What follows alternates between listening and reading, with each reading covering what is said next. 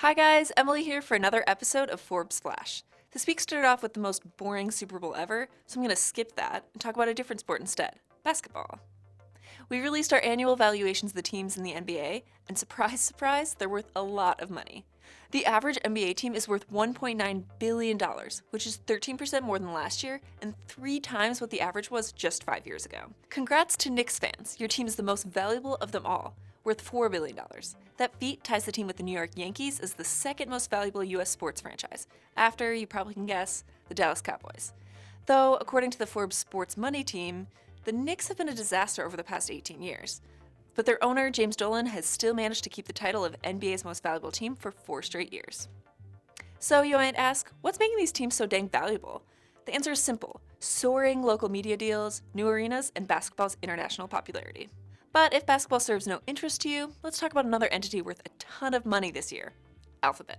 Google's parent company went on a spending spree in the last few months of 2018, when expenses rose 26% to $31 billion.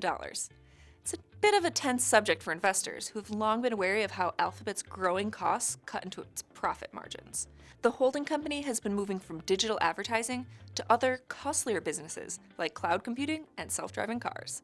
So, to support their forays into these exciting new areas, they need more people, and they're getting them. Alphabet brought on 4,399 new employees in the last quarter of 2018, with the largest chunk going to the cloud division. Their total employment is now 98,000 people. Yeah, you heard that right. Almost 100,000 people are now employed by Alphabet.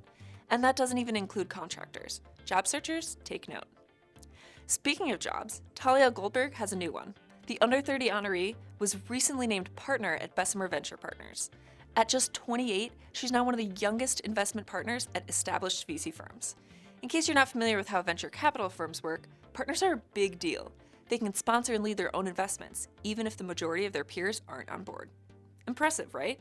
In her new gig, Goldberg will invest in marketplaces, consumer internet, and software companies. She's been at Bessemer since college, working with a portfolio company you might have heard of called Pinterest. So want to learn from her success? Goldberg has advice for you. Quote, "Do everything you can to put yourself out there," she says. "Show persistence in being out there and not giving up." If you're interested in meeting other young leaders and innovators, registration is now open for our Under 30 Global Women's Summit. You can join top young founders, leaders, and mentors in Israel for 4 days of learning, connecting, and creating. You can register at the URL below. Last but not least, we launched our annual FinTech 50 list this week, and I personally find it to be a super interesting package because of how much it impacts all of us. Yes, you too, you spend money, right? The world is betting big in the area. Overall investment in FinTech hit $55 billion worldwide last year, which is double the previous year. And big FinTechs are getting bigger. In fact, 19 of the 50 companies on our list this year are valued at $1 billion or more. Take Stripe, which started off as a service to help small online sellers process payments. Now it's worth $22.5 billion, billion with a B, and works with tech giants like Microsoft and Amazon. You can read all about these innovative companies by checking out #FinTech50 across social media.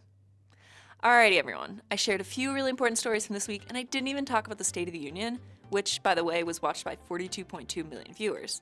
That's less than President Trump's first State of the Union address, which drew a total audience of 45.6 million.